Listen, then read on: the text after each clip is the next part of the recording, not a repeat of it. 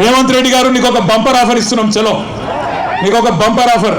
నువ్వు అంటున్నావు కదా నేను కుల గణన చేసిన బీసీలందరూ సంతోషంగా ఉండరు, నేను రైతు బంద్ చేసిన రైతులందరూ సంతోషంగా ఉండరు, రైతు కూలీలకు పైసలు వేసిన వాళ్ళు సంతోషంగా ఉన్నారు, అందరు ఇండ్లకు కాయిదాలు ఇచ్చిన పేదోళ్ళందరూ సంతోషంగా ఉన్నారు అంటున్నావు కదా.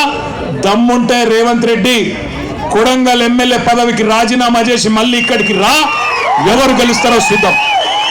నీకు మాటిస్తున్నాం. మేము ఇంతమంది రాము, నువ్వు భయపడకు. మేము ఇంతమంది రాము ప్రచారంకు. మా పట్నం నరేందర్ రెడ్డి నామినేషన్ వేసి ఇంట్లో కూర్చుంటాడు, బయటికి కూడా రాడు. మేము జిల్లా నాయకులం కొంతమందిని తిరుగుతాం. గెలుసుడు కాదు నేను చెప్పేది. 50,000కు ఒక్క ఓటు తక్కువ వచ్చినా నేను రాజకీయ సన్యాసం చేసి మళ్ళా రాజకీయంలో కూడా ఉండా. ఇది వాస్తవం. ఈరోజు కొడంగలే కాదు రాష్ట్రం మొత్తంలో వాస్తవం ముఖ చిత్రం ఇది.